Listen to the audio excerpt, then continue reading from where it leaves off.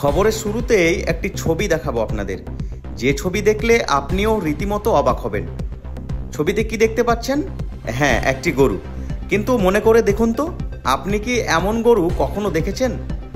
কারণ সচরাচর এমন গরু তো দেখা যায় না। হ্যাঁ, একদম ঠিক। এ গরু আর 5টা সাধারণ গরুর মতো নয়। উচ্চতার দিক থেকেও এই গরু বড়জোর একটা খাসি ছাগলের সমান বা তার থেকে সামান্য উঁচু। এমনই ভিন্ন প্রজাতির গরুর দেখা মিলল মুর্শিদাবাদ জেলার সাগরদিঘিতে।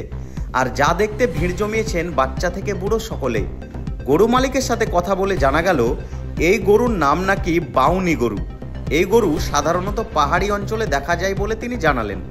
সামনেই মুসলিম ধর্মাবলম্বী মানুষদের কুরবানি উৎসব, আর এই কুরবানি উৎসবকে ঘিরে সাগরদিঘিতে যথেষ্ট চাহিদা বেড়েছে এই বাউনি গরুর। মালিকের সাথে কথা বলে জানা গেল এই গরুর দাম প্রায় 28 থেকে 30 হাজার টাকা মতো। আর তিনি কি জানালেন চলুন শোনা যাক। বাউনি গরু এত বড় হয় না, এত বড় হয়, এত বড় হয় না। এর বয়স কত এখন?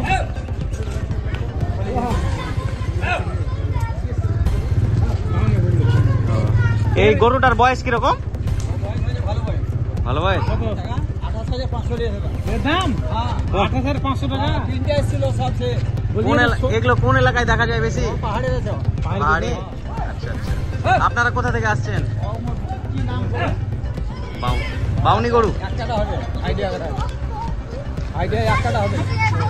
নাম কি? যাবে কোথায়? গরুটার নাম কি? বাউনি বাউনি। হাসের তো ভালো হবে। এই মাংস কত হবে?